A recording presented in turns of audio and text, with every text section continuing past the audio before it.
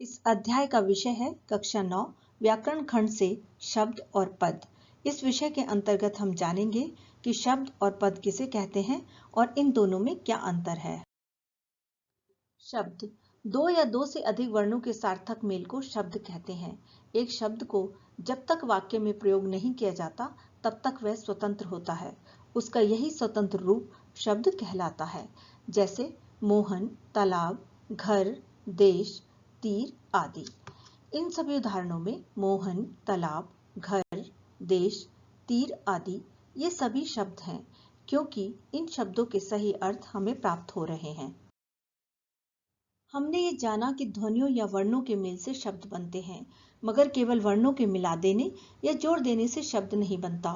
किसी वर्ण समूह को शब्द तभी कह सकते हैं जब उस शब्द का सही अर्थ हमें मिलता है। जैसे त प्लस व प्लस र प्लस ल इन वर्णों के मेल से बना शब्द है तवारल।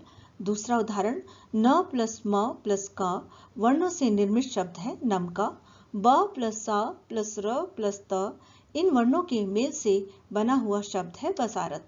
इन उदाहरणों में वर्णों के मेल से बने तवारल, नमका, बसारत इन तीनों शब्दों का कोई भी सार्थक अर्थ हमें प्राप्त नहीं हो रहा, इसलिए इन्हें शब्द नहीं कहा जा सकता। अगर हम इन्हीं वर्णों को सही क्रम में जोड़ें तब इनका एक सार्थक मेल बनता है तथा इन शब्दों का एक सही अर्थ हमें प्राप्त होता है। इन सभी वर्णों को सही क्रम में रखने से निर्मित शब्द हैं तलवार, मकान और बरसात।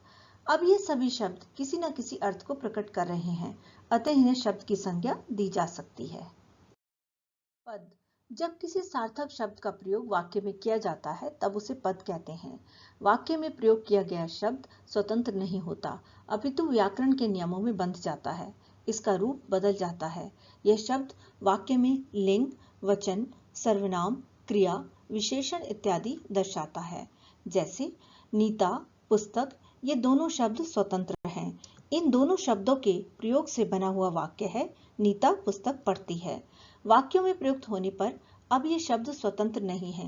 नीता शब्द संज्ञा, पुस्तक कर्म का कार्य करते हुए वाक्य के अर्थ को पूर्ण कर रहे हैं। अब ये सभी शब्द पद में परिवर्तित हो गए हैं, अर्थात पद बन गए हैं।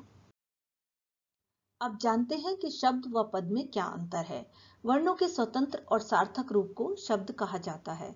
वाक्य में प्रयुक्त शब्द को पद कहते हैं। शब्द सार्थक और निरर्थक दोनों होते हैं। पद वाक्य में अर्थ को संकेत देता है। शब्द का मात्र अर्थ परिचय होता है, पद का व्याकरणिक परिचय होता है। शब्द का लिंग, वचन, क्रिया और कारक से किसी प्रकार का संबंध नहीं होता। पद का लिंग, वचन, कारक और क्रिया से संबंध होता है। यदि आपको ये वीडियो पसंद आई हो तो प्लीज लाइक करें, मित्रों के साथ शेयर करें तथा बेल आइकॉन को प्रेस करना ना भूलें, ताकि आपको मेरी नई वीडियो की नोटिफिकेशन मिलती रहे। धन्यवाद।